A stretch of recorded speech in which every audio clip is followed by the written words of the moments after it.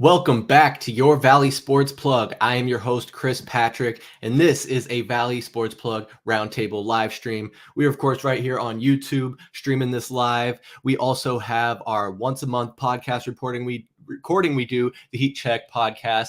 That'll be coming out next week. We do that once a month in person. Also do live streams like this, covering basketball, baseball, and anything Valley Sports Plug related and Valley Sports related and beyond, Anyway, tonight we're going to be talking about some drama with Noah Lyles, the Olympic track star. The Diamondbacks are on a hot streak, 20-5 since the All-Star break. The Arizona Cardinals are doing joint practices in Indy with the Colts. They're kicking off their preseason.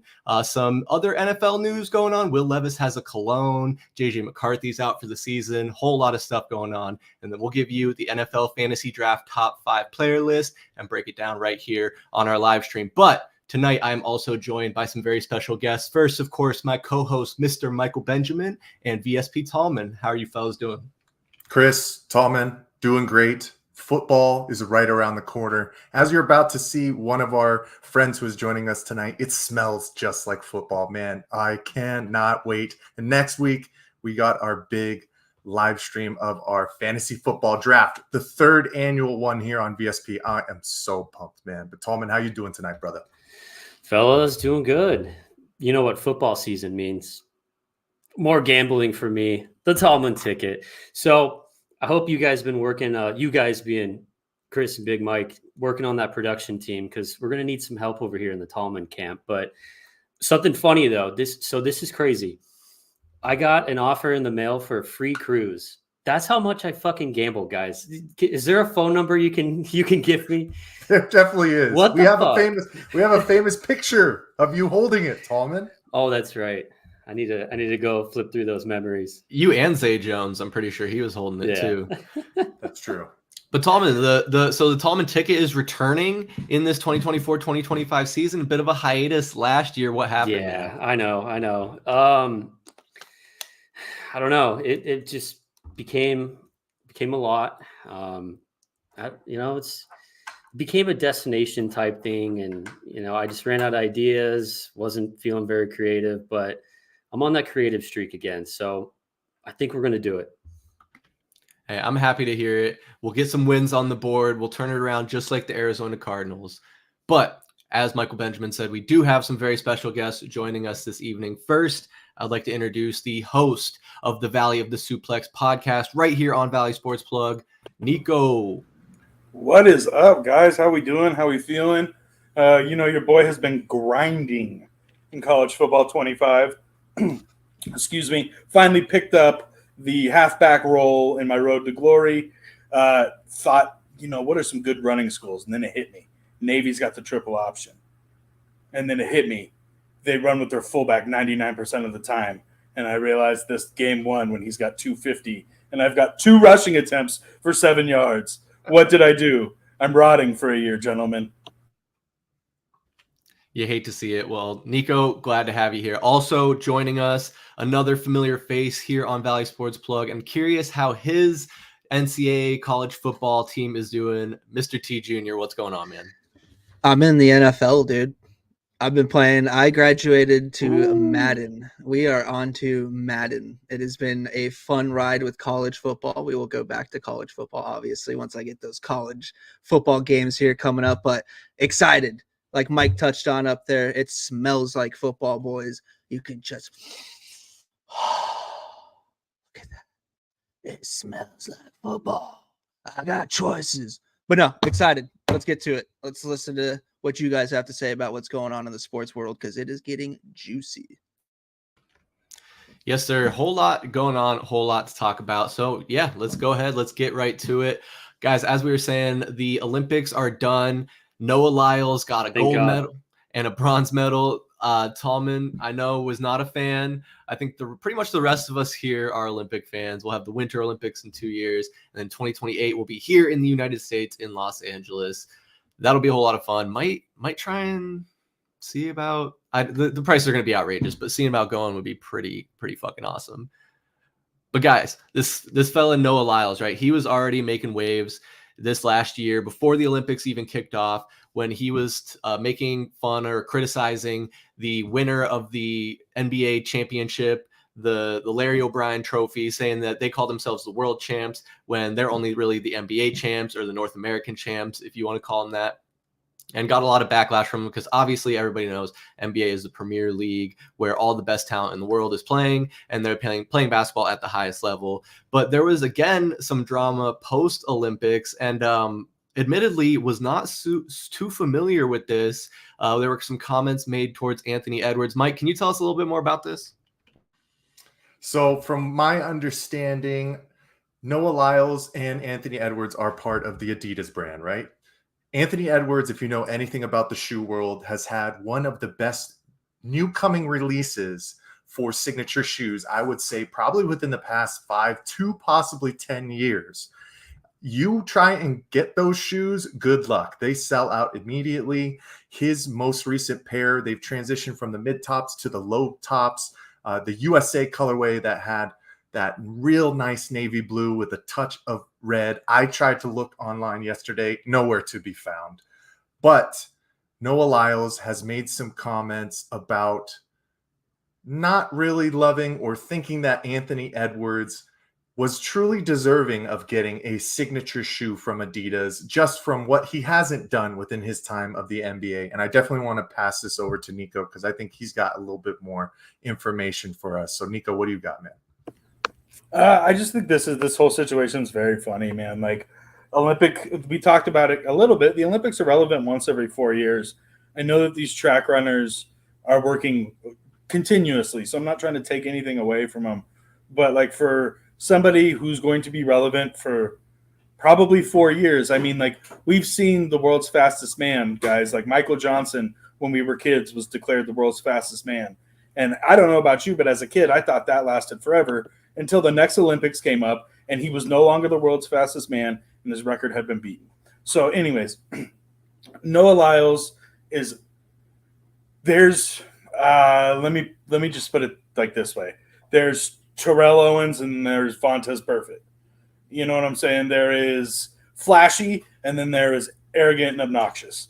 And you have, it's a fine line and only the best athletes can entertain it. You know what I'm saying? Noah Lyles has come out before, made the comments about the North American Championship. Okay, we get it. I understand. It's not the world technically. This whole shot at Anthony Edwards, man, first of all, he's your brand mate. In the sneaker world, especially if you are Adidas, who is us against everybody because Nike is on top of the pack, you guys need to like kind of represent and stick together. So seeing this like kind of in-brand treason is crazy to me.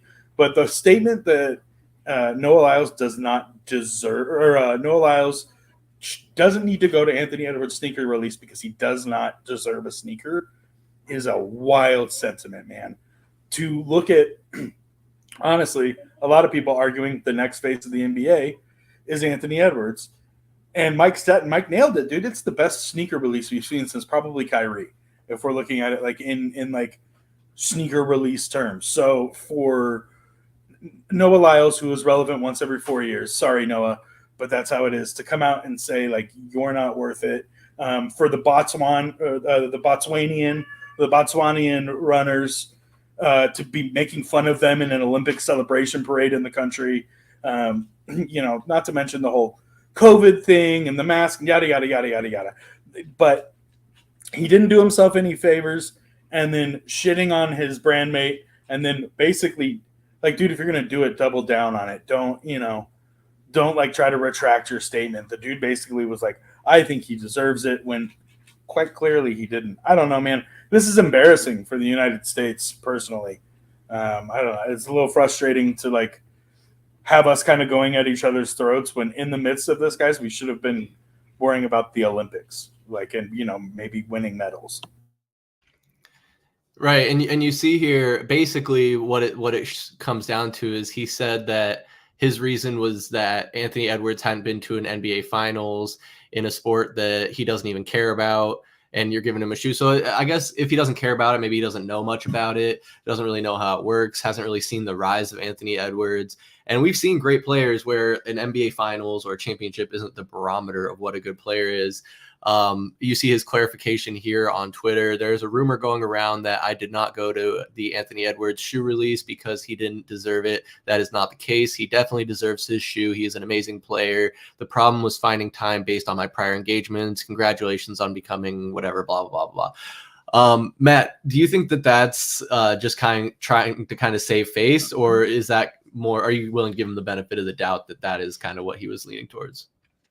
I'd give him the benefit. I think it sounds more like kind of like he even says, why don't you guys think about that in the sense of me as a track athlete? Like, it sounds like he's just trying to be like the one that trailblazes it for track athletes to get paid, and not to be, like Niko said, only relevant every 4 years, which is unfortunate that that's the case. But being, Don, the world's fastest man, and like, just, dude, enjoy the fact you won the 100-meter. Like, enjoy that. Like, you went to the Olympics, you won a gold medal in a race that when I watched it, it looked like you fucking lost. like he literally, it was, dude, that big Jamaican dude, the Cardinals need to sign him wherever the hell he is at to come play linebacker, dude, because that boy moves and he's huge. But I mean, it might be one of those things where, yeah, he was just kind of upset in the moment. Like, we do the same thing. It's sad to see athletes both at the top of their games, like the top tier, not showing, like, I mean, not Anthony Edwards. He's not doing it back, obviously, but you would think that they would give him that respect to be like, hey, like, I understand the grind, what it takes to be, like possibly the next big thing in the NBA, which sucks because I don't want to deal with that because he's really good. But yeah, I mean, it might be a safe face thing, but even if it is, for him to kind of go back and to even say that's a big step for Noah Lyles because he's kind of an arrogant prick. But yeah, I would give it to him. Good on him. It'll be deleted in like a week anyway, so it doesn't matter. But even though Noah Lyles has come out and said that he'd rather have a sneaker made for himself than track cleats, I feel like if you're trying to put the sport on game, like, you should be making spikes and not be requested to be making sneakers. So I don't know. It's something about the dude doesn't sit right with me, guys. So I'm going to be totally biased on this one. Yeah, I feel that, man. Like, even back to when he was making those comments about the world champs or whatever, it kind of just seemed like clout chasing a little bit. And then obviously we all saw plenty of clips on social media of him like being real theatrical when his name was announced. Obviously he had COVID and made the exit after running the bronze medal race. And there's mixed reaction of if that was honorable or reckless, however we're not going to get into that part of it. But I think it's funny that there were a lot of people conflicted, as I feel like I kind of was, as to like, this guy is representing my country, but I kind of want to root against him. It was interesting. Mike, did you kind of feel that? I'm 100% aligned with you, man. You're talking about a guy who won the first gold medal in the 100-meter dash for the US of A in 20 years, something like that. Instead of being celebrated, we're second guessing this guy just by his controversial remarks, right? Some people, they thrive off of that controversy. And we know at this point, based off of these latest comments, Noah Lyles is one of those guys.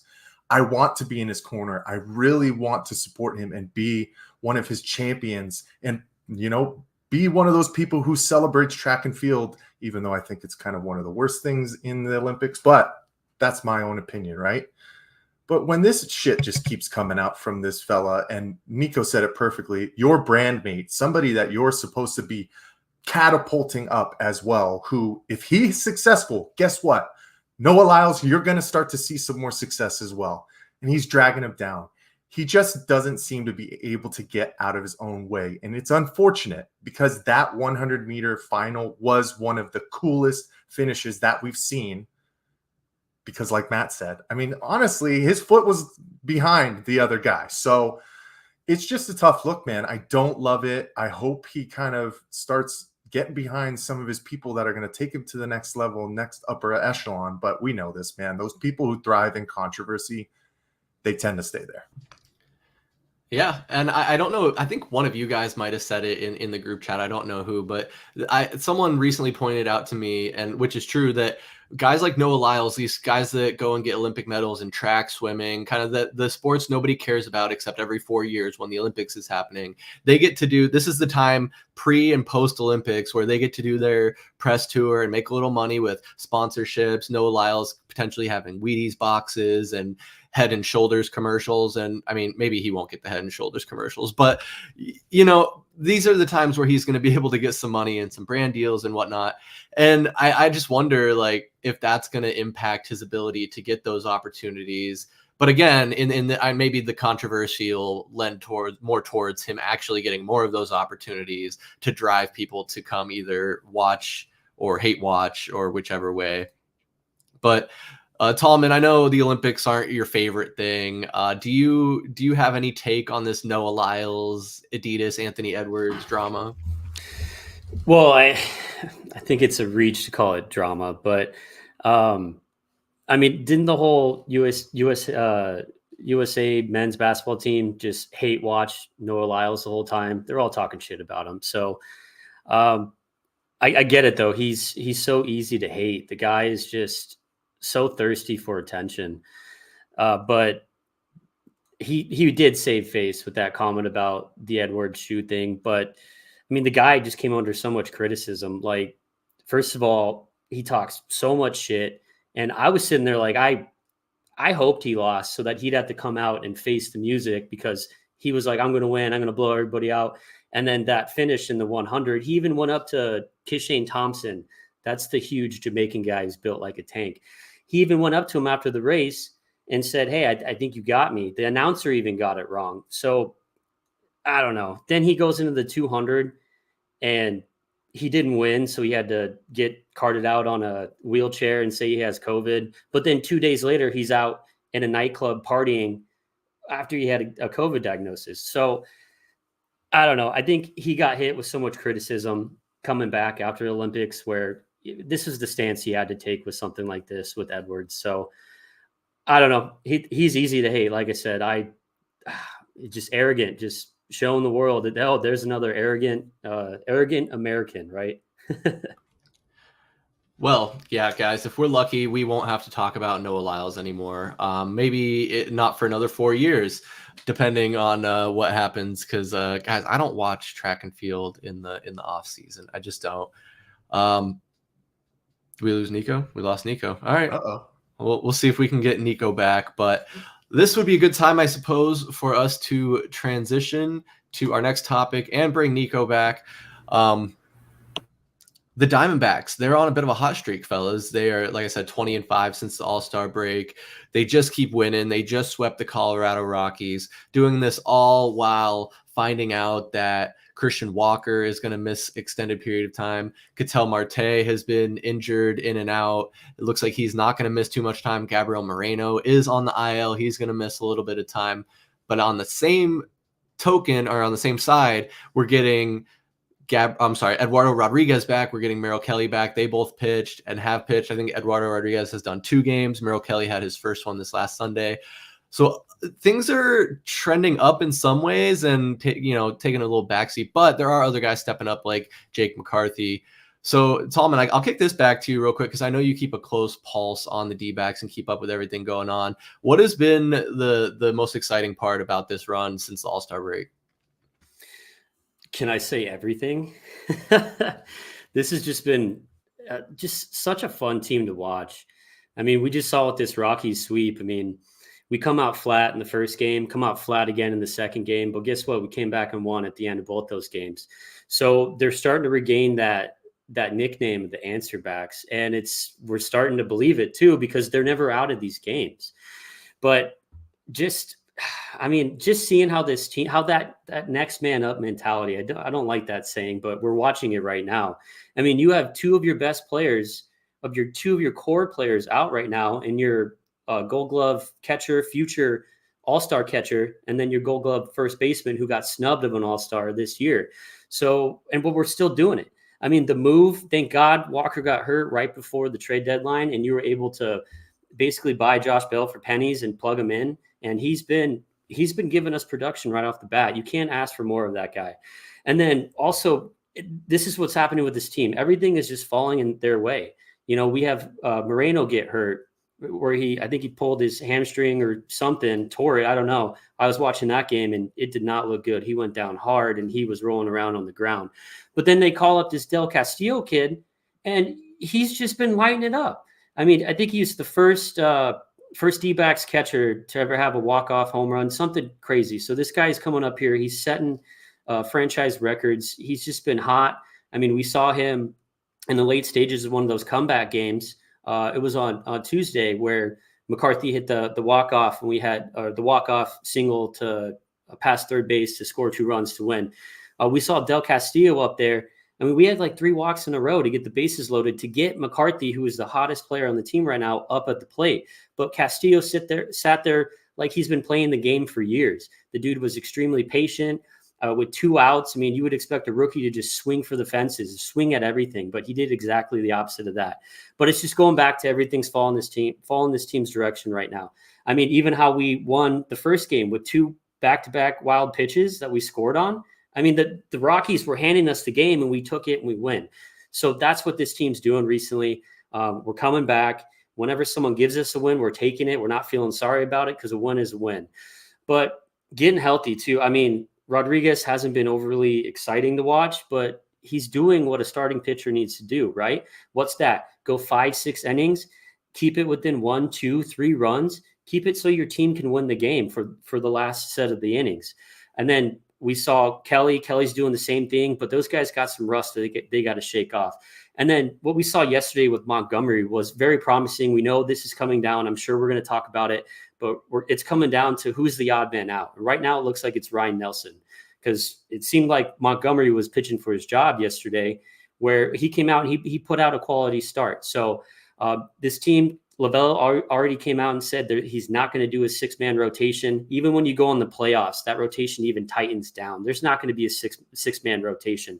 So depending on who's going to be in that 5th spot, might be Ryan Nelson. He's played his ass off. He definitely deserves it. But with Montgomery, he's the guy. He's been there, done that. He got the T-shirt. He won a World Series against you. He pitched his ass off against you in the World Series. You're paying him $20 million.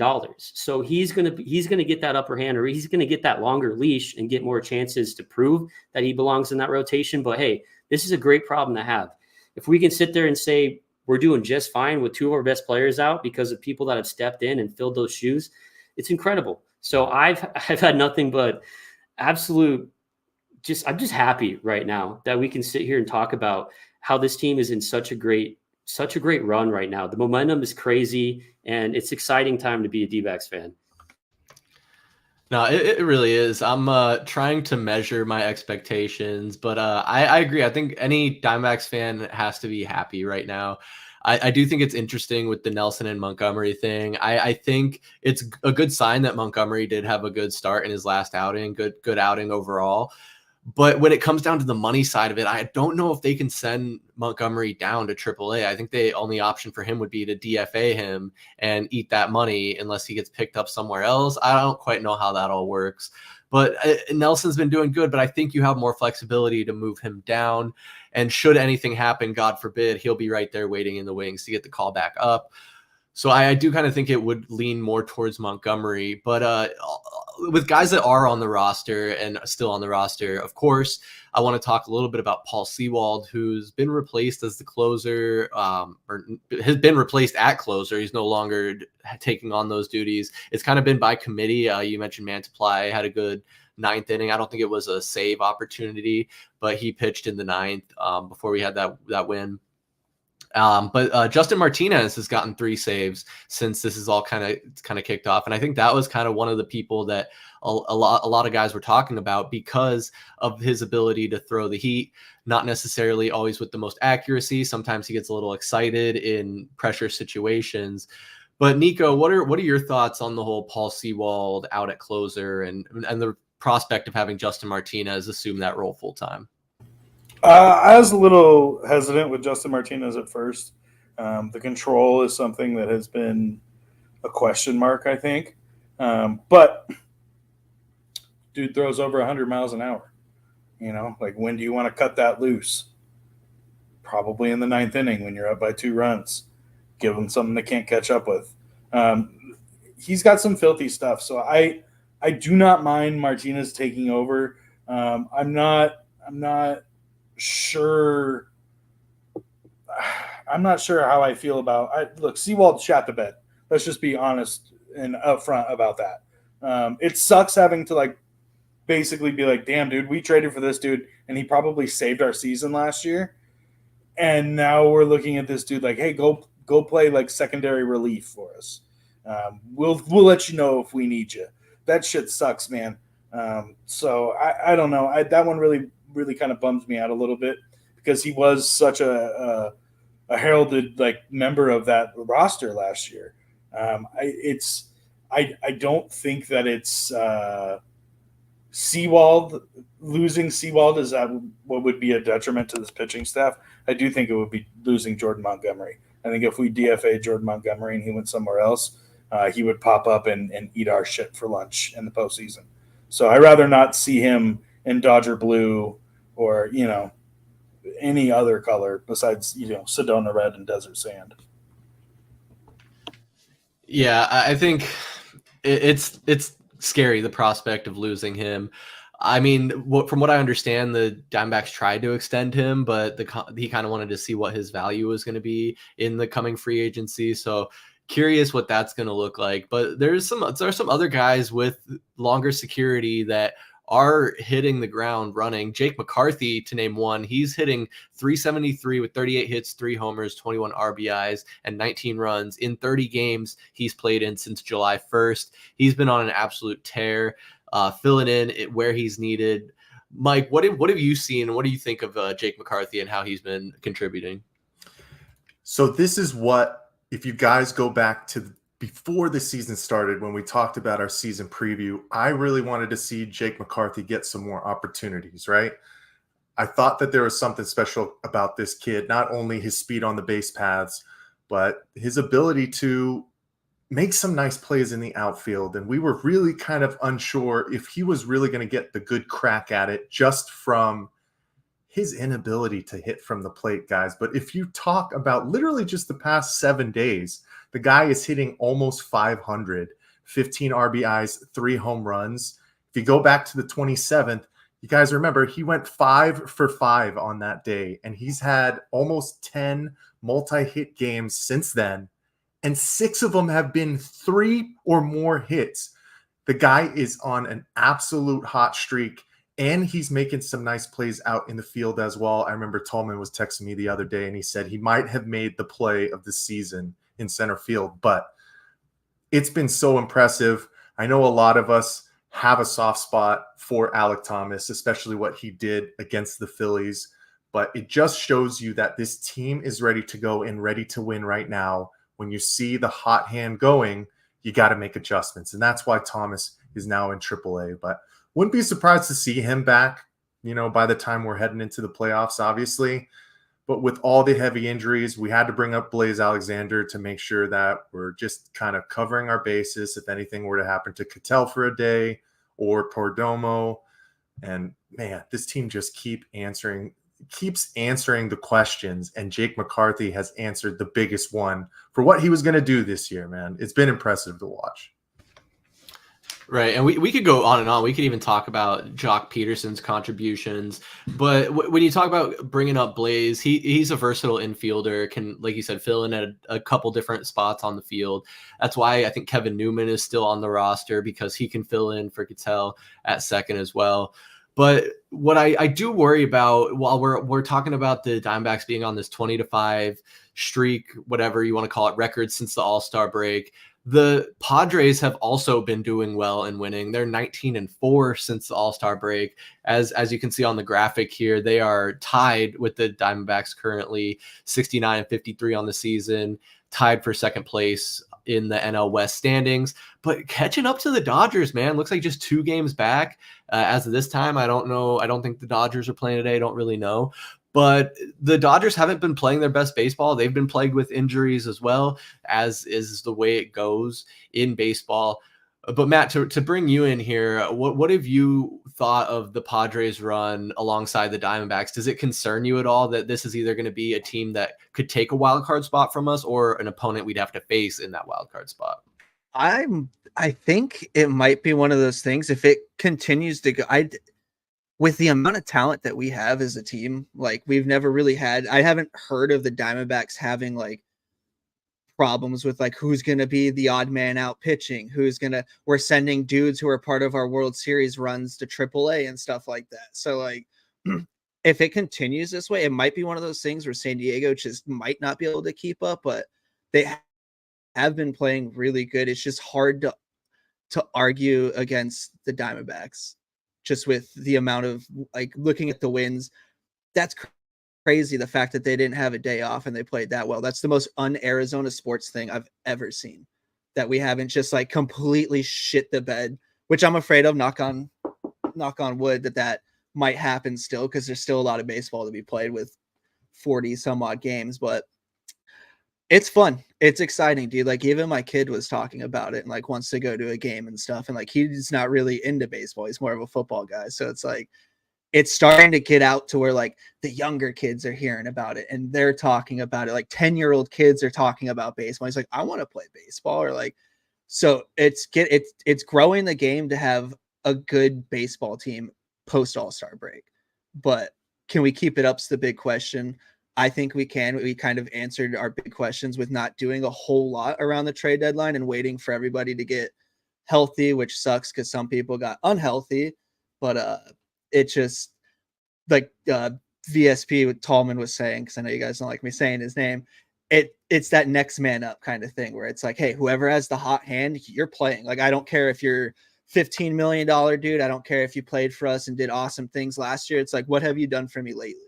And that's also been a not very Diamondbacks thing, because we get very complacent with how we're doing things and we're like, oh, we can make it work with what we have. But it's just to see this team and to see it continue, because it was like, oh man, was it just like a 1-year flame out? Man, is it exciting. And it's so much fun to like actually have some sort of sports to watch in between basketball and football and actually get to enjoy baseball. So this is cool, man. I hope to get used to it. I hope it lasts. I hope San Diego chokes a little bit, but you know, they're a pretty talented roster as well. So we'll see, man. It's exciting to kind of have something to root for. Right. This is the Dbacks team that we always wanted, that competitive team that you could write into the playoffs every year, that you'll be able to root for. I think it's absolutely incredible the way that Mike Hazen has constructed this roster the last 2 years, having a little bit more financial freedom to have a healthy balance of this young up and coming talent that it was in abundance, and being able to leverage them as either incorporating into the 40-man roster and the rotation or whatever, and also being able to use them as trade pieces to go out and get these guys that like a Josh Bell. No, Josh Bell we got for cash, not like a Josh Bell. Who was the other guy that we gave up the catcher for? Was it Puck? We went out and got Puck. We got Flora. We gave up prospects for them. So I just think it's encouraging to see that you have a management staff that's willing to part ways with guys in their farm system. We used to have one of the top farm systems, and now we're probably middle of the pack because we've moved on from some of these guys, where it's like we are thinking not in the short term, but in the championship window, where we were a little ahead of schedule. We got there in the last postseason, and in the middle of this season, I know if you go and watch our recaps that we do every 2 weeks for the Diamondbacks, it was getting doom and gloom there for a little while. We were even questioning if we were even going to be competitive in that wild card race because it was so close leading up to the All-Star break. And I think there were like 6, 7, 8 teams all within a couple games of each other. Now the pack is starting to separate a little bit, and lucky for us, the Diamondbacks are ahead of the pack here. I think it is encouraging again that Christian Walker and Ketel Marte, even Gabby Moreno to some extent, their injuries are short-term and things that we think will be able to get resolved in a matter of weeks, not a matter of months or something that's going to be season-ending, God forbid. But VSP Tallman, I think it's going to be interesting, these decisions they have to make. You mentioned the Montgomery Nelson decision in the starting pitching rotation, but now also with the way that De Castillo is playing, are they going to have a choice to make whether to keep him up here or Jose Herrera? Ooh, yeah, that's a great question. If I had to guess, they're going to send Castillo down once Gabby's back. Because you guys got to remember, Jose Herrera didn't even make this roster coming out of spring training. that was Tucker Barnhart. So, but we saw what happened to Barnhart. They brought Herrera back. And the reason why they did that is because of how well he works with Gabby Moreno. And right now, whatever makes Gabby the best is what this team should do. So Castillo, he came up. He's getting his 15 minutes of fame right now. He's doing great. The kid is an outstanding ball player. I mean, we'd love to see him keep at it, but we have a young star catcher right now. We need to get him back. And I think when he does come back, Castillo, unfortunately, his run of fame is going to come to an end. He's going to go down. You got to keep the veteran guy here, someone that, like I said, real good relationship connection with Gabby, fits in this team. He's picked up his offense a little bit, Herrera, that is. I mean, that's the reason why he didn't make the team coming out of training or spring training, because he was just not producing. But he has, with his increased level of playing time, he has produced in some situations. So he's not that bad, but I think, I mean, you gotta keep that relationship going with him and Gabby when Gabby's healthy. Okay, I guess that makes sense. When you talk about that chemistry that they have, you don't want to break it up. I want what's best for the team, and if that's it, fine. But I did double check here. The Dodgers actually lost to the Brewers today, and that's how we get that 2-game lead that they have. As far as the wild card standings go, the Diamondbacks and Padres are tied 4.5 games ahead of the Atlanta Braves, and then the Mets are 2 games back from that. And the Mets will be one of our next 5 opponents. It'll go Tampa Bay, then Miami, Boston, New York taking on the Mets, and then 4 games with the Dodgers, our opponents in the next month. Niko, do you think that through those series that we're going to be able to continue this momentum and be just as strong as we have in the last 5 series? Well, that's the key with the past 25 games, right? Is that if you look at that schedule, we didn't really play anybody outside of, I think I don't even think we really played anybody on that 20-5 run. You had the Pirates, who were kind of middle of the pack, wild card question marks. I think this is our schedule is going to get harder again. And here we go, where we got to play the games that we got to win. I do think that having momentum helps when you walk into those games. But yeah, man, you got to play. The Mets are not a team to be slept on. The Dodgers, like we said, have not been playing well, but it's the Dodgers, and we never want to lose to the Dodgers. The Giants suck. I hate the Giants. I will always hate the Giants. And then you got the Astros. I mean, dude, yeah, it's going to be a tough little run for the D-backs here. I do have faith, though, 20-5 is quite a hot streak to be off to. And the way Jake McCarthy is swinging the bat, I think it's hard to think that anybody in this offense is going to slow down right now, knock on wood. But, we're playing good baseball. Could tell Marte for MVP. I'm sorry, Jake McCarthy, for ever doubting you. I think it's going to be tough, but I think we can totally push through this and come out of this above 500 in the next month. That's what I've been asking for all season. Just stay above 500. And I think that's a good expectation for this stretch as well. You got a mixed bag of good teams, middle of the road teams. And then, I think the Marlins are not, the Miami Marlins, right? Yeah. They're a little bit of a sleeper at times. They just sold the farm, but they keep on winning games they shouldn't. It's kind of interesting. I think that'll be could be the easiest matchup. Boston is searching for their own wild card spot in the AL. But Matt, what out of these games, aside from the Dodgers, do you think is one that you would highlight as a must win, at least for the series? Anybody against Houston? Fuck Houston. Looking at it's a lot on the road. It's a lot of traveling. What is that? 5 series out of the 7 that are going to be us on the road. We finish pretty much not coming back home until August 28th, 25th. So, I mean, a lot of it is on the road stuff. That Dodgers series, man, I think that's going to be a big one. That's where we can really, if we can stay above 500 in those, 20 games, 15 games before the Dodgers series, and we can put a little dent and maybe either square up the series, or looking at how we've been playing lately, if we continue that, we can just take the series either 3-1 or sweep them, which would be fucking great. I think that Dodgers one's really going to be our like kind of foundation point where it's like, all right, what are we going to do for the rest of the season? Are we going to make that final push? Is it going to be worth it? Or who are our opponents going to be? Are we going to be battling against San Diego for that wild card spot? Maybe we take the division and Dodgers choke out. Who knows? It's one of those. But I think that Dodgers series is really going to be the one that kind of tells us, like, at that point, where are we at as a team? Who's back? Who's healthy? Who's producing? What have we done as far as wins, losses? I'm excited to see that one, and it's at home. That would be a cool one to go watch one of those games. I'm sure tickets will be outrageous because a lot of Dodger fans out here, unfortunately.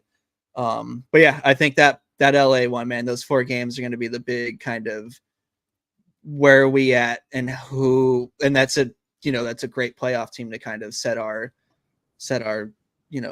limit to what we can do. So Dodgers, big one. Aside from the Dodgers, though, would you pick one that would be big if not the Dodgers? If not the Dodgers, I think the Mets one. The Mets will be a decent. That Mets one also, I think, what did you say? They were 2.5 games out or 2 games back. Yeah. So yeah, I think the Mets will be, where we have those teams that are kind of in playoff contention that are decent. How do we measure up against them? Stuff like that. So yeah, I'm going to say that little stretch, finishing out that road trip and then coming home, those first 3 games against the Mets, and then kind of seeing what's next after that. If only we were in Miami, then we could go to the game for as low as $3, fellas. But yeah, I'm aligned with Matt. I think the Mets one is probably my one that I'm looking at a little bit forward, really hoping that they kind of put the pedal to the metal for, because if you guys remember when we played the Chicago Cubs right after the All-Star break, we basically pushed them into next year where they said they would be sellers at the trade deadline and they weren't going to be pushing for a wild card. So if we could do the exact same thing to the New York Mets at that point, I just love putting our foot on the throats of opponents and basically saying, you ain't got it this year, because we just don't get to do it very often. So if we could do it 2 times in a season, give me that, man. I'll take that every day of the week. Yeah, I mean, I kind of look at it and I'm like, damn, dude, how is the LA series not the most important series on that block? But you look at, like, Boston's a good baseball team, man. If we come out of Boston on the East Coast with, possibly a sweep, like, I'll be very, very happy. And that's a young, hungry baseball team. So I don't know. That Boston series, I think, will be a lot of indicators as to how it's going to go going forward. It's a good slate, man. I think you can't really go wrong. The Mets are playing well. The Red Sox are playing well. Obviously, the Dodgers is a big one. But I'm pretty sure that even the Giants are coming up on that schedule, and they're not a team to sleep on either. So honestly, I like that they're going to be tested a little bit and going to have to continue to keep playing good baseball and not really get complacent with how they've been doing and understand that they're still up against capable opponents. But there's going to be plenty of time to talk about the Diamondbacks. Like I said, guys, we do bi-weekly recaps of the Arizona Diamondbacks. Me, Mr. Benjamin, and VSP Tallman. Those are available right here on our YouTube channel. We do those every 2 weeks. We do bi-weekly recaps of the Phoenix Suns as well, and also the Arizona Cardinals weekly during their season, which is coming up. And speaking of which, the Arizona Cardinals will kick off the second week of preseason this Saturday, August 17th, against the Indianapolis Colts. This week, they've been doing some joint practices. They're already out there in Indy. And Mike, it sounds like things have been getting a little chippy. Oh, I don't know. I haven't heard anything about that. What are you talking about? Please educate the people here. No, I don't know. Honestly, I was just wondering. I heard there's been just a lot of talk about this camp so far. So I guess when things get chippy, it's normal at joint practices, right? You've been going against your teammates for so long, and then you get fresh faces. You start to really get that itch for what Sunday football is all about. So I know there was that craziness, I think, that was going on, if I'm not mistaken, at the Giants and Titans camp where Malik Neighbors was punching dudes in the face. I haven't seen anything like that that's going on at the Colts and Cardinals joint practices right now. But from what I've heard, it sounds like our offense has been doing a little bit of showing out. At the first day of practice, Kyler Murray was hitting all of his guys, man. Michael Wilson making some nice plays. Marvin Harrison going 4 for 4 on his looks. Obviously, going to be a huge sticking point, I think, for a lot of Cardinals fans is Trey McBride going to be able to see the kind of targets that he did last year with all of these other additional weapons, right? You talk about MHJ, Zay Jones, Trey Benson as a possible backup in the backfield. But things have been positive so far out of camp and in Indianapolis. I think today it was a little bit more rainy.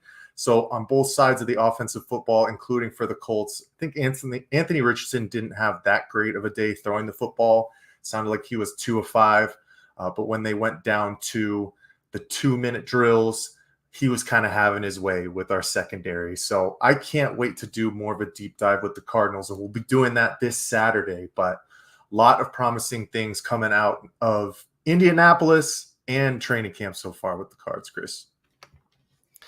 I'm excited, man. I am typically one that doesn't care much about the preseason, and you can only put so much stock into these early reports. There's always he looks better than he ever has. Oh, he's hitting all his targets. Oh, the chemistry is great, yada, yada, yada.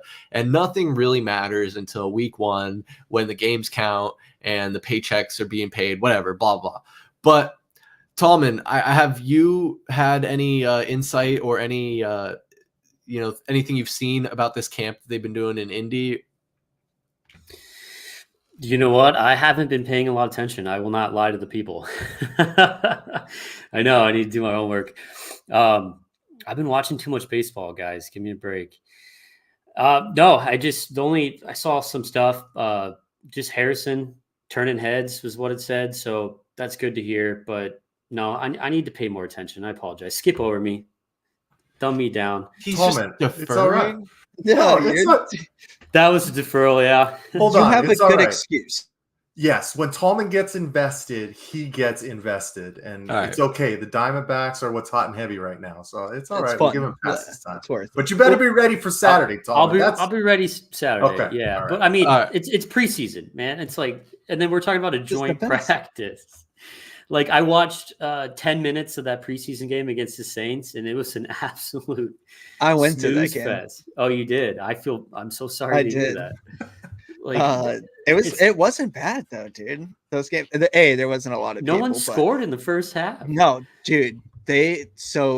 Cardinal games this year, we also bought tickets to the home opener. They got us. They hooked me, dude. They're changing their whole vibe. Like the stadium is completely different, dude. They did before the fourth quarter. They announcer came over and he's like, the stadium's gonna get dark, people, folks, don't be alarmed. And dude, they did the craziest, gnarliest strobe light show I'd ever seen. I thought I was gonna have a seizure. So they're doing some stuff. Cardinals games are gonna be fun this year. You got to be like a bajillionaire to sit in the casitas, though. They took away the dude. end zone. They look so corny. They look Dude, yeah, they look like Uh, fucking pop-up pods that you they got look camper stupid. chairs on top No. of.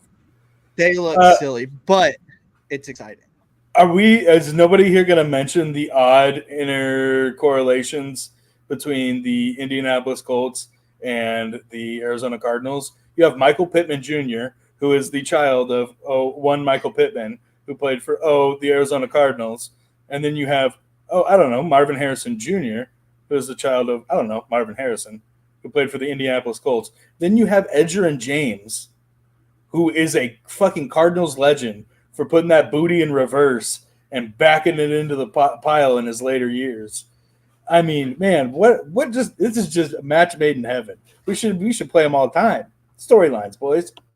I love it. The one thing I will say, I think saying Edgerrin James as a Cardinals legend is a bit of a stretch, Niko, because the only thing I ever remember him doing was getting the football, and within 2 steps, he was falling forward. So, legend, a little bit of stretch. He was part of that Super Bowl team, so I guess you can kind of credit him as a subpar legend. I mean, help me out, guys. Are we aligned on this, or do you think Edgerrin James is a Cardinals legend? Second tier legend. Okay, see, that works for me. He has lore. There's lore behind Edgerrin James as a Cardinal, and it's like the butt fumble, dude. Chris, involved. don't let them slander this, Chris. Help me out here. I'm sorry, Niko. I just feel to some extent there has to be a years of service. 3+. 3+. I mean, I think he did have 3. Did he? No way. There's no way Edgerrin James played for us for 3 years. 98 to 01, I think. I just threw my, God, no. real No, light. no, it was later than that. That was It probably Emmitt Smith. No, it Emmitt was Smith like- was early 2000s, I think. Yeah, Emmitt Smith was like 04. Okay. 06. So we're not putting him on the same level as Emmitt Smith. All right. No, we're Okay. putting Emmitt Smith 06, in, 08. 06, we're putting Emmitt Smith in the bad legend category because of how terrible he was when he came to the Cardinals and how horrible our team was. Emmitt Smith So- was the Shady Acres running back. Yes, but so was Edgerrin James. That's kind of my point here, is that we were the retirement home for running backs in the NFL for a while. And then, like, I don't know, Edgerrin James, I felt like kind of broke us out of that. But maybe I'm just misremembering. And maybe it's because Beanie Wells is who fucking followed him.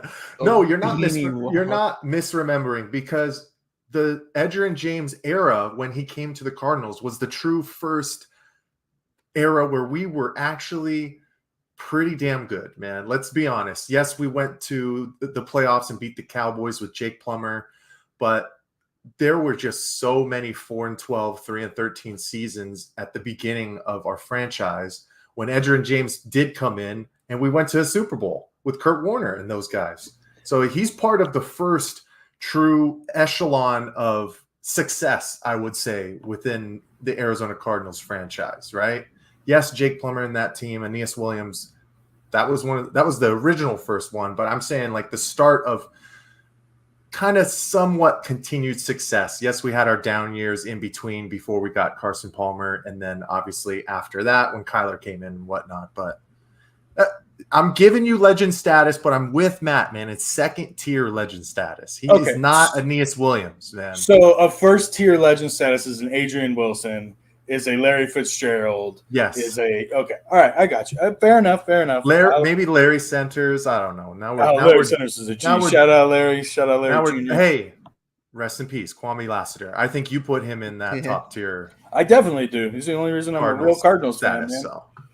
Isn't it crazy though? Like, I'm just thinking while we're talking about this, I'm thinking about the Cardinals, and like we're talking. I mentioned, should there be a statute on when you can be considered a Cardinals great? In 3 years, I'm sorry, is a pretty low bar. I understand in the NFL, people don't stick around for a long time, but isn't it crazy that Kyler Murray is one of the most tenured quarterbacks of the last, I don't know, 3 decades or more, probably, where we've seen Kurt Warner, Carson Palmer, all these guys, they come through for 4 or 5 years and then they retire, because we are a retirement home, not just for running backs that we get from the Steelers, but also from quarterbacks like Kurt Warner, like Carson Palmer, who had a career before coming here and finding success. Now Kyler Murray, I think, what is this about to be his 6th season? 5th or 6th season? Yeah, something like 6. Dude. Yeah. 6. Yeah. Go ahead, Chris. Sorry. No, please. It's very interesting to me that I don't know, man. This like Cardinals team really was like the organization as a whole in the quarterback position was the Cleveland Browns not too long ago, guys. Like, we're talking Derek Andersons, we're talking Kevin Kolbs, we're talking like names that we don't really want to bring up, man. Ryan Lindley. Ryan Lindley is a great pull, man. John Skelton. John Skelton. Yeah. I know you guys got him very deep. Man. Hey, let's not forget the dude who plays tight end in the NFL right now, Logan Thomas, who's under center for us. Like Sam Bradford. man. Hey, all right. Ooh, the glass man. The glass Sam man. Bradford was balling out before he shattered like an old china. Yeah, so was Matt Leinart that year that he broke in half too. Matt Leinart, but he was trying to hang out with chicks and hot tubs. He didn't want to play football. He Yep, was Hamilton high he schoolers. was the pre Johnny I don't blame Manziel. him. Like, Matt Leinart has Johnny Manziel vibes all over him. But back to my point was that, like, the longevity of star players on the Cardinals, we're starting to see it more. I think we obviously you have Budda Baker, who's still on the team. He's been a Cardinal for a long time. Had Patrick Peterson in more recent memory, but more guys on the defensive side, I feel like, than the offensive side. So it's nice to finally see some pieces that are somewhat homegrown and going to be here for a long time, because they're not going to go anywhere with Kyler Murray. I think we all need to come to terms with that. Kyler Murray is not going anywhere. He is the franchise quarterback under contract for the foreseeable future and might become the most tenured quarterback in Cardinals franchise history. It's one of the oldest franchises. I didn't look it up. I didn't go back and see where exactly it's at, but I would be willing to bet it's been 50 years plus since we've had a quarterback that's been here for 7 seasons or more. And Kyler Murray's going to do that. Now you pair him with Marvin Harrison Jr., draft him as a rookie wide receiver, the number 1 wide receiver prospect in the country, labeled a generational talent, balled out at the Ohio State University. and it's incredible that we have this all on the heels of last season, a new regime being handed over, where you got John Gannon and Monty Austinfort taking over for what you can only call an absolute fucking shit show, in having to deal with the Steve Keim era, the Cliff Kingsbury looking like a scared little bitch on the sidelines. I was really worried about the direction that this franchise was headed in, and it seems like we might be heading towards like a golden age. Tallman, I know you haven't done your research, but I'd imagine you have some general feelings about this team. Shit, sorry, got my mouses mixed up. So sorry. Before I go into that, does anyone know who Jim Hart is? He was a quarterback for the Cardinals for 12 seasons. From 1970 to 1981. So but I agree with you on Kyler Murray is going to be our longest tenure quarterback for a minute. But general thoughts. I mean, I think the biggest blow so far, guys, has been BJ Ojulari. Because I mean, we were relying. He was our number 1 guy for passing the rusher, and then passing the I'm an idiot, rushing the passer. So that was just awful. That he went down. He's out for the season. We don't really have that premier rusher right now. Even Ojulari wasn't that last year, but we were hoping he was going to take that next step. So you guys got to remember this team's got some money. You know, I think we're like 30 million under the salary cap. We still got money to spend. There's people out there that we can sign to help us right now, to help us with that issue. I mean, with all the stuff going around with Hassan Reddick, I'm sure you guys couldn't avoid all the stuff on Twitter and on social media about the Cardinals fans are coming out of the woodwork saying, we need Reddick. We trade for him. We'll give him a deal. We got the money. You know, I mean, Gannon's got a tie there with Reddick playing in Philadelphia, and then he's coming back to where he was drafted when he came into the NFL. But of course, we know that's not going to happen. But I'm curious to see where those sacks are going to come from this season, and then really it's the cornerbacks, man. Don't make fun of me, asshole. Philadelphia. Sorry, I'll try to enunciate that a little better. But I'm really curious about this defense, though. There's a lot of question marks, especially with the defense, also with the offense. It's like I think Vegas has us at 6.5 wins right now in the season. I'd like to feel that we're going to get over that, but you know, I guess we're going to find out when the season starts. That's what I'm waiting for, man. The start of the real NFL season. Again, don't give a shit about the preseason, but guys, I mentioned it. The Heat Check podcast, we do it once a month in person. Me, Mr. Benjamin, and VSP Tallman. We're recording it this Saturday, and the long-awaited Cardinals season predictions will be made. We'll be sitting down. We'll be going game by game, making our predictions on how we think the season's going to shake out. Every single game, win, lose, tie. Last year, I think as far as the number of wins, we weren't too far off. Mike, correct me if I'm wrong here. I think everybody was like 1 off. I think I had 5 wins. I think Tallman had 3. I think you had 5 as well, Chris, if I'm not mistaken. So we were so damn close. Better than the year before, that's for sure, man. Yeah, it might have been overly optimistic the year before, but certainly we're not. We're being more realistic the last year. We didn't pick the games quite right. I think there were some that surprised us. Definitely when you look at like the Dallas game. And what was the other big game? Philadelphia. Yeah, dude, the Philly game. Yeah. All of our wins were surprising except for Atlanta. So. Let's be honest. Yeah. It was nice getting Kyler back at the end. But yeah, that'll happen this Saturday. We'll record it. It'll come out early next week, probably Tuesday, Wednesday. Not on a strict schedule with that. Also coming out next week will be episode 3 of Valley of the Suplex podcast. We have the host here with us, Niko. Man, how have you felt about the pod through the first 2 episodes? Man, I love it. It is super fun. Wrestling's like real hot right now, so it's really easy to kind of get lost in the sauce and talk about a bunch of fun ballet. But I don't know, man. I've really enjoyed doing it. I really enjoyed being able to nerd out with you guys on the pod and talk about anything and everything under the sun, wrestling wise. Really, just been a blast. I couldn't have expected anything greater. Personally, I thought that it's been pretty successful. First 2 pods down. We will continue to bring you more. It's going to be a lot of fun. I definitely have a fun slate coming up for this next week. A little sneak preview. We're going to talk favorite wrestlers growing up. We're going to talk about championships belts that we would own. We got a bunch of stuff we're going to talk about in the next week's episode. So make sure you check us out. We're here on the Valley Sports Plug YouTube network. That would be me, my man Chris Patrick up top, and anybody else we decided to bring along in the huddle with us. Yeah, I've had a lot of fun doing it. I remember when I had the idea, you were the first person I thought of to host the podcast. And I love the way you've absolutely taken it and ran with it. It's gotten me a lot more invested in what's going on. We're going to obviously have to talk about Bash at Berlin happening at the end of this month. It's a good time to be a pro wrestling fan. They have a deal with Netflix where they'll be putting out content on there, which everyone knows Netflix is kind of, they aren't upholdent to advertisers or the FEC or anything like that. So they really have more freedom to have things be whatever they want it to be. So whether that's more cursing, we're getting cursing, guys. Content. We're getting cursing. I can't wait for somebody to call somebody a bitch. Let's go.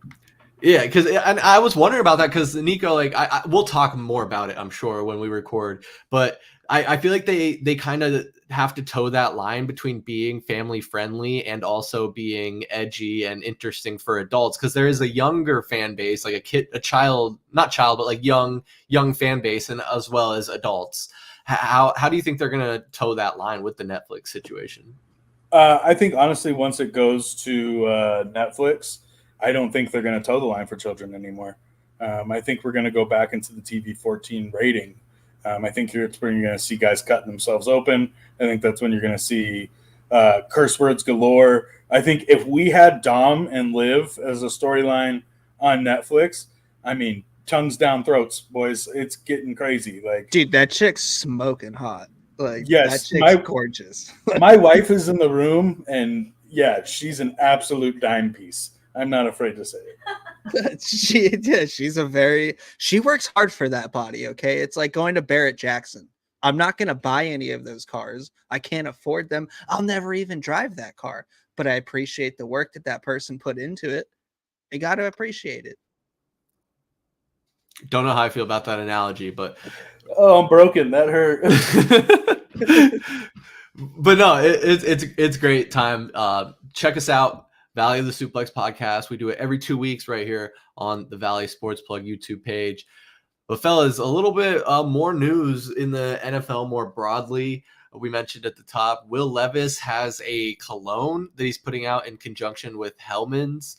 It's mayonnaise scented. Is that what I'm understanding, Mike? Yeah, dude, it's crazy. So he was the famous one that came out and said he just loves mayonnaise. He's crazy about it, right? He's drinking it out of the jar. So they are literally just taking this craziness that has come about from Will Levis, and they are exploiting the absolute hell out of it. They've created a fragrance that somehow is going to smell like mayonnaise. I don't even know if mayonnaise truly has a smell, but from what I know and have seen, this is a real thing, fellas. This is an actual perfume.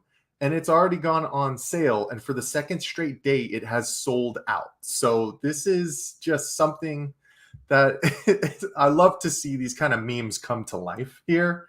And I don't know about you. I will be looking to make this purchase specifically for VSP Tallman because he's going to be our guinea pig to try it out.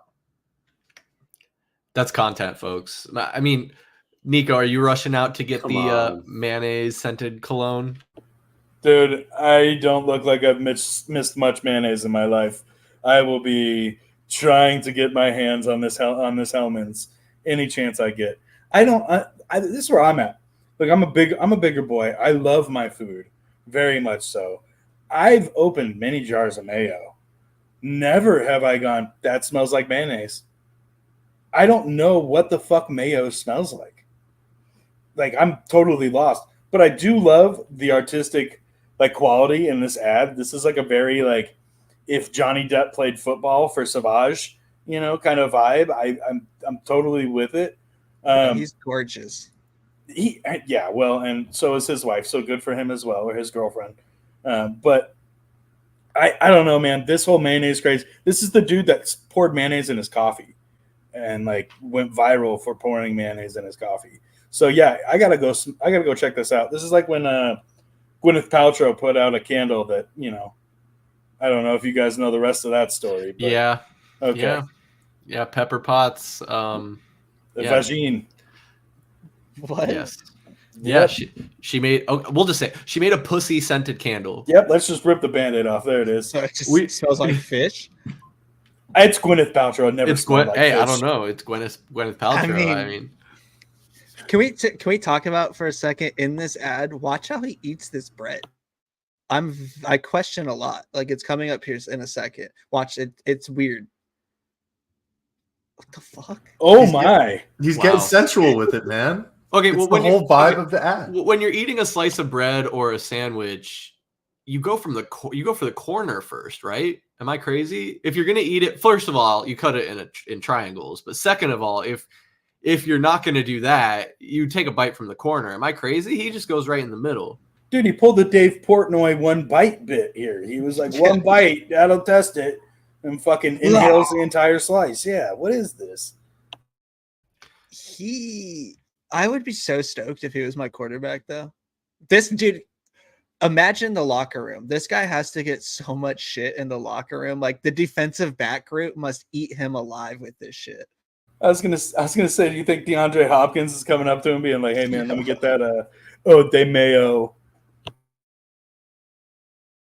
Well, Hopkins isn't doing anything for 6 weeks. He's hopping around. Shocker. Yeah.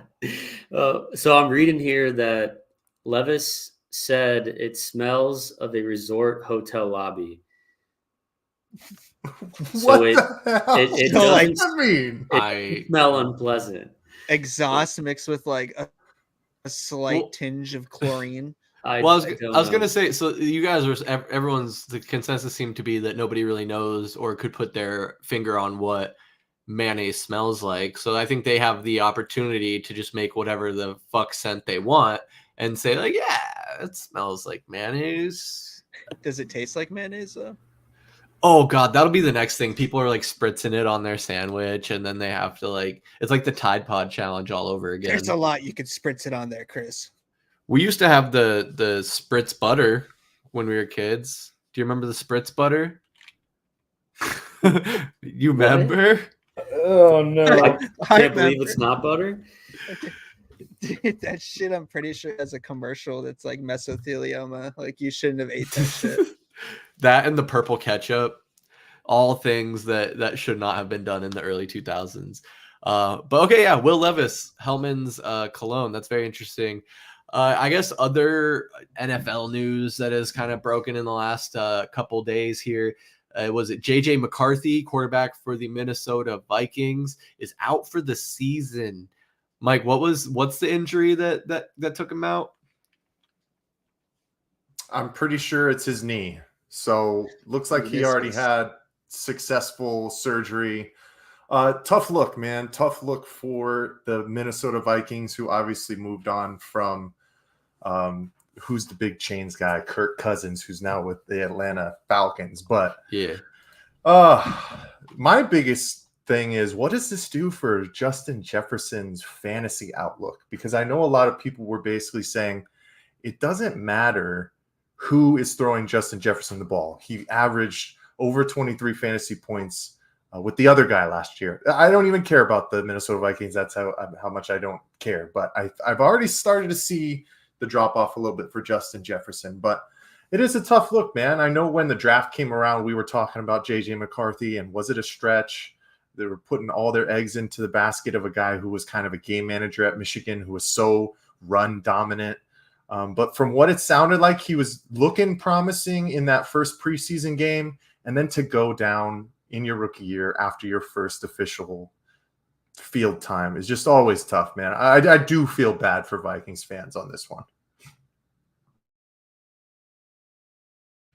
Right, because now what are they going to be stuck with? Sam Darnold? Is that Sam what? Darnold, good old Sam Darnold. Goodness, but Matt, JJ McCarthy, he's your boy, right? What do you think of this? I'm happy it was this year, not last year. That's all I'll say about that. No, that sucks. I mean, it's one of those. I think a lot of people are really high on him. He lit it up in training camp from the first couple camps that they had. Looked really good in the preseason. Everything that I heard, everybody was like, hey, it's going to be Sam Darnold's going to start, but don't be surprised if like any subtle little mistake he makes, you might see number 9 in there. So it sucks. One of those things where like, does it linger? Because he's a little bit of a mobile quarterback. It's kind of part of his game is he's like a deceiving athlete to where when he starts to move, he can run. So I don't think Sam Darnold's that bad though. I think Sam Darnold is a product of being with the shitty ass Jets. He was with the Jets and then the Panthers. And like, even with the Panthers, he wasn't terrible in the 11 games that he played for them. And that I think he's better than a lot of choices that could be out there had the Vikings not signed somebody semi-serviceable. Is he like a franchise guy? No, but I mean, he's a good bridge quarterback. I think he's still going to make Justin Jefferson pretty decent as far as fantasy goes, even if it's a PPR or a 0.5 for PPR. I don't know. It sucks, dude, because he's a great kid. The kid's an awesome kid. And even like listening to him talk about playing, like he sounds so much like Jim Harbaugh. It's fucking hilarious. Like he's definitely been very well coached. He's just, yeah, it sucks. I'm very curious to see, maybe he sneaks back, but it sounds like it was a complete reconstruction, a complete repair, which is weird because there wasn't anything about it. And then out of nowhere, they're just like, breaking news. He said his knee was sore, and then they did an MRI and it was like, oh yeah, we need to completely repair your meniscus. So maybe he had it torn. Maybe it was slightly torn at Michigan. Like, I don't know. That sucks, but we'll see. Sam Darnold, baby. Bring on the Darnoldnator. I don't think they would rush him back this season. There's really no need, especially it would be his very first season. So it makes sense that it's like just out for the season, come back next year. But that sucks. That's such a shitty way to start your career. And I guess having Sam Darnold as a contingency plan, there could be worse things. I mean, if you look at the not the Vikings, the Titans, their backup to Will Levis is Mason Rudolph. So I could think of worse things and worse people that you could have being your backup. But no, I think that sucks for JJ McCarthy. I think it's already kind of a tough ask to have a rookie come in his rookie year and take over a team that is honestly competitive, especially when you talk about having guys like Justin Jefferson and who was their running back the last couple seasons? Help me out here. They just signed Josh Jacobs. Dalvin Cook? Dalvin Cook is who I was thinking of. But yeah, Josh Jacobs, again, getting him. So they got some offensive weapons. Throwing a rookie into that is kind of dicey. But also now having to throw in your backup into that, at least it's, this point in the preseason, they can kind of prepare for it. But interesting. Going to keep an eye on the Vikings. And I guess to kind of parlay that into our final topic here in our NFL fantasy draft top 5 players list, how will that affect Justin Jefferson's stock, having JJ McCarthy be out and Sam Darnold taking the helm? Niko, do you think that will affect Justin Jefferson's draft stock? It's a good question. I've been sitting here thinking to myself, like, who do I trust more, Daniel Jones and Malik Neighbors, or Justin Jefferson and Sam Darnold? And it's odd that I'm even having that conversation since Malik Neighbors hasn't played a snap in the NFL. But I do believe that's how truly bad Sam Darnold is. So I do think it does take a hit to his stock. I mean, unfortunately, I don't know how many what we got, top 7 here. He's not even in the top 7. Oh, there he is, 6 on one of them. Yeah, I think he probably still remains a top 15 fantasy player at the end of the day. I think he probably, if you're real desperate or you're real high on him, you'll take him in a late first round situation, or if you want to kind of take a flyer, you can probably get him mid-second round maybe, but I don't see him falling much farther than that. I do think it's very odd that CeeDee Lamb is so high on this list, yet Jerry's not going to fucking pay him. So it ain't going to matter because he's not going to suit up. So that's an interesting one. I maybe put Tyreek Hill too. I think Christian McCaffrey has to be a unanimous number 1 until he proves otherwise. But yeah, I do think Justin Jefferson will take a hit for sure. Yeah, and it is crazy, honestly, seeing that obviously relayed here in these graphics about the top 15 players. Justin Jefferson is in all of the top 15, but you see him 8, 6, 9 in this other one. So not quite where we might have expected him to be had Kirk Cousins still been in Minnesota, or potentially even had JJ McCarthy been healthy. Don't know how up to date these are exactly. But yeah, this list overall I do think is interesting. Mike, a week from Saturday will be our Valley Sports Plug fantasy football live stream. We live stream our draft. It is a half-point PPR league, and we traditionally kept one keeper, but we're expanding this year. And conveniently enough, we're bringing back our 2 guests this evening. Mr. T Jr. he's coming back, but Niko will be joining the league for the first time. So we're gonna have a 10-man, expanding our 8-man to a 10-man league, and no keepers. So it'll be a fresh draft. Mike, if you're on the board first, you taking Christian McCaffrey? I'm taking Christian McCaffrey, guys, especially with the nonsense that's going on with Brandon Ayuk. It sounds like he really wants to be a part of that 49ers organization, and I don't blame him, but I just don't know if the money is going to be on the table for him. So he could be gone. So that's one less weapon that they'll have. But we know the famous age-old saying of, if you can run the football and catch the football as a running back, you're getting big points in PPR leagues. And Christian McCaffrey is just by far the top guy over the past 2 seasons, ever since he was traded to the San Francisco 49ers. So in regard to these top 5 lists, Chris, I know you were saying, I don't know how up to date these are. It looks like these 4, this is from CBS Sports, they're updating daily. So we've got updated 3 hours ago, 7, 6, and about 1 day ago. So I think they have taken into account what has happened with JJ McCarthy. And that's why we're starting to see Jamar Chase kind of jump ahead of him, right? Joe Burrow, fresh off the injury, should have a bounce-back season. Amon-Ra St. Brown has just been an absolute stud for the Detroit Lions in their comeback to relevancy over the past couple of seasons. And Niko, to touch on what you were saying with CeeDee Lamb, the deal's going to get done because Dak don't have any wide receivers, man. Like, he has to figure it out. Even Jerry Jones knows that at this time. I know he was asked what he felt in regard to like the pressure or to kind of push it forward to get things done, and he said, "No, I'm not. There's no pressure or anything like that." He's feeling it, and I know a lot of Dallas Cowboy fans are ready for them to get their main playmaker on the field again. Over 1,700 yards last year, over 110 catches, absolute superstar. One of the guys that I was hoping that if we didn't go the route of Marvin Harrison Jr., we might have made a play for CeeDee Lamb. But the last thing I'll say too, guys, is I know this graph is a little bit small, but our boy is in the top 15 for 3 of these, man. That is awesome, impressive. That means that there is a lot of faith in the fantasy football community that Marvin Harrison Jr. is going to come into this Cardinals team and make a huge impact early. Because if you're coming in as a rookie, top 15, top 20 in fantasy prospects, that means you're going to get a lot of targets and a lot of catches. So I'm excited to see that, man. We'll see who gets Marvin, man. That'll be something to see. Well, so now I got to ask VSP Tallman along those lines. Obviously, the majority of us are primarily Arizona Cardinals fans in the league and in obviously Valley Sports Plug. We're all Cardinals fans. Do you see him going in the top 10 and someone potentially reaching on him in the first round as the ultimate homer pick? I wouldn't put it past somebody.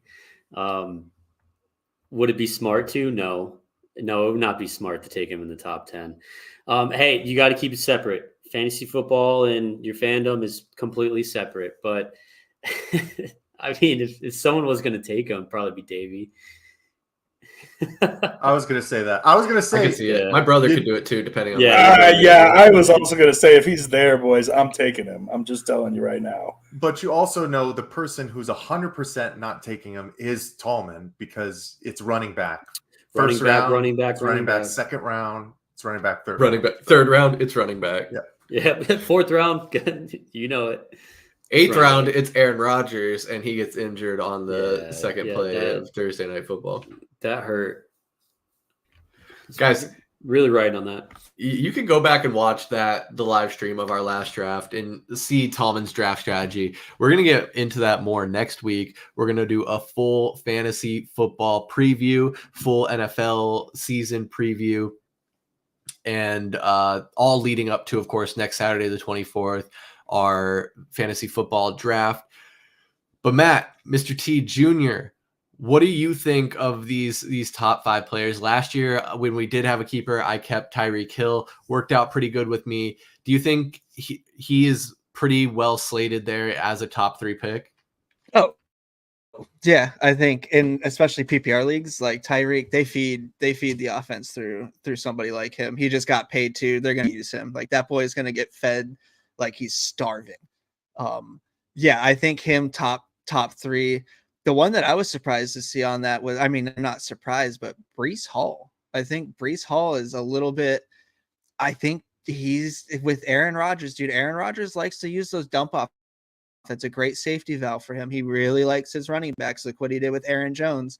I think he might be, for me, like, dude, it would be hard. Like that might be my first round pick. Somebody's taking him top 5 for sure. It'd be Breece Hall, but I don't think Justin Jefferson's going to get affected too much because even when we had like Nick Mullins or Nate Mullins throwing, he was still getting like 15 targets, 9 catches, 100. Like the Lions game, I remember fucking Justin Jefferson balled out, and I think Mullins threw for like 400 plus yards or something obnoxious. So I think that offense is built to feed Justin Jefferson, so I'm not too worried about his output.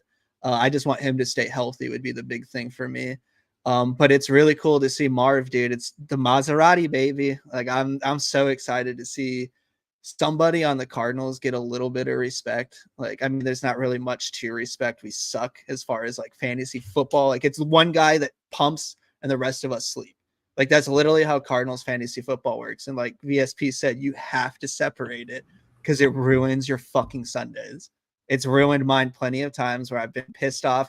The Cardinals won, but it was like the shittiest game I watched because none of my dudes did shit. And James Conner ran for like 120 yards and nobody else did anything. So I'm excited, man. I'm excited to come back. Fantasy football is fun as hell. I think it makes it so much more entertaining. That and gambling, I think getting to bet on these fucking games is a blast. I think it's the worst thing the NFL has ever done to me.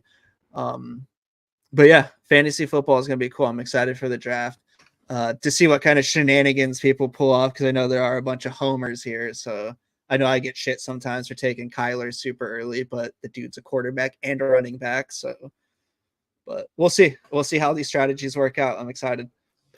I think this draft is always really unique for a variety of reasons. I think the in-person draft is increasingly rare, especially with all these platforms, how they're set up. People have friend groups that are spread all around the country, and even locally, it's just easier to do it online. But doing it in person is, you don't have that immediate resource of like the queue of who the next players are and being able to quickly look up their stats. We print out a list for everyone and give them a pen or a highlighter and say, it's up to you to keep track. And so there's every year without fail, a card gets handed in and we have to tell them that player's already been drafted. Go back to your list and give us a new pick.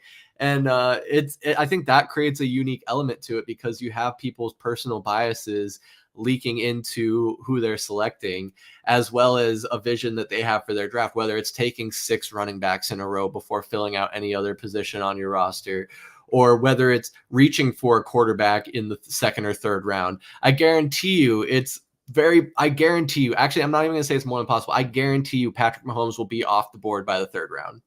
Someone's going to take him early and often. And without fail, once a quarterback gets drafted, there's a run on the next 4 or 5 guys on the list. You'll see Lamar Jackson, Jalen Hurts, Josh Allen, all these guys will go off the board in short order, and it throws off everything. So while everyone starts drafting quarterbacks, then VSP Tallman ends up with all the running backs and no trade partners who are going to want to trade wide receivers. I don't know. I'm musing and riffing about how I love our fantasy draft so much. So I hope you guys tune in or catch that back on the rewind.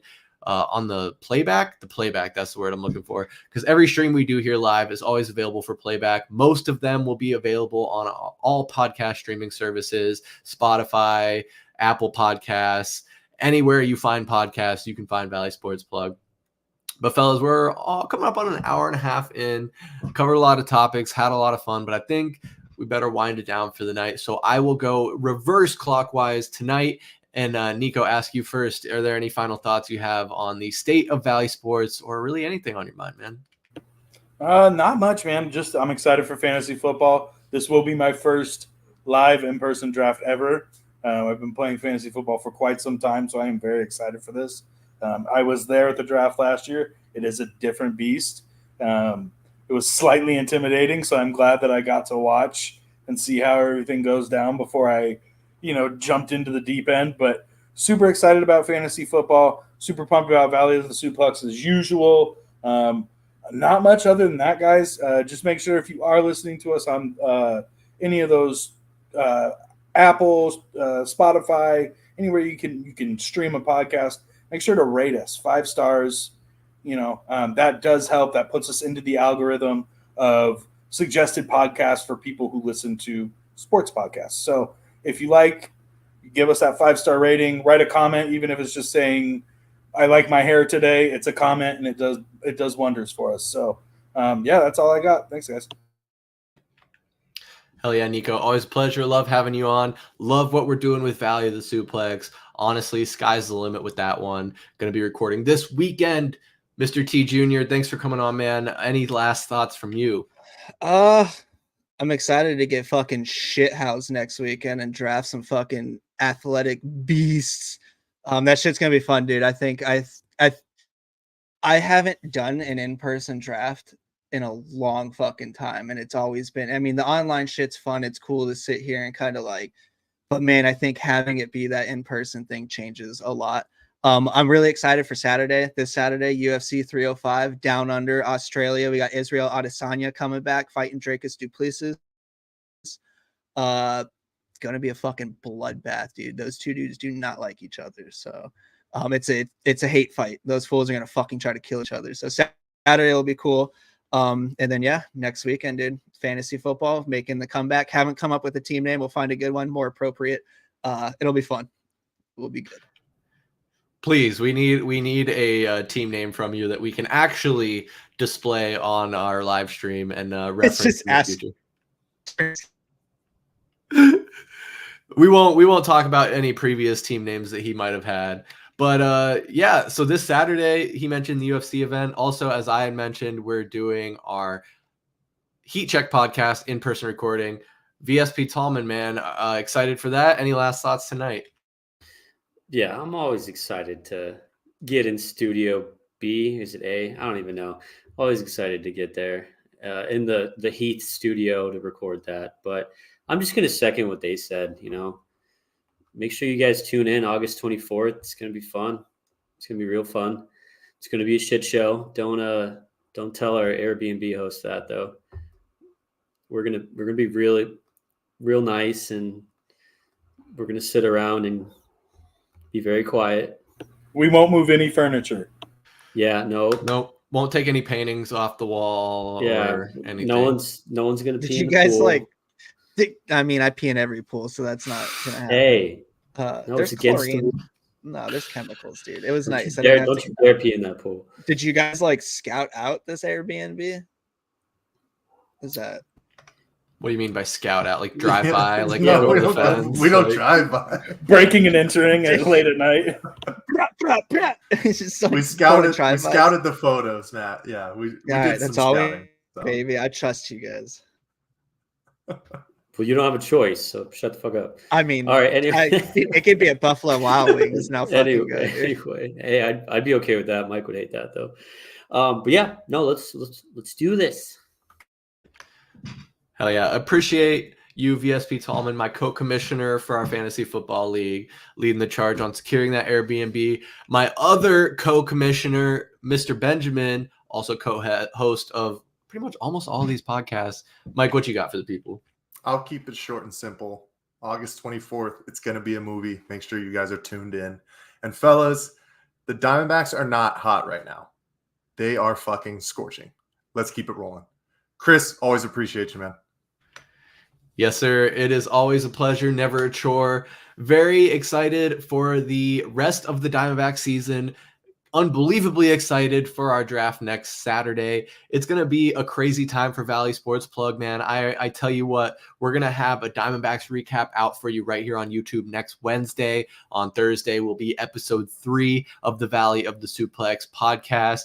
You'll also be able to see our NFL season preview stream next week, Wednesday or Thursday, not set in stone, but one of those days. Our streaming days are always typically Tuesday, Wednesday, or Thursday, more often Wednesday or Thursday. That's right here on YouTube. Make sure you follow us at AZ_VSP on Instagram, X, TikTok, Threads, anywhere at AZ_VSP. Just type us Valley Sports Plug into Google and you'll find all our shit. And while you're here on YouTube, go ahead and subscribe, hit the notification bell so you can find out first when we post new content, when we're going live, all that jazz. But whether you're with us live now or watching back on the playback, we appreciate you. My name's Chris Patrick for Mr. Benjamin, VSP Tallman, Niko, and Mr. T Jr. We'll see you next time. Peace.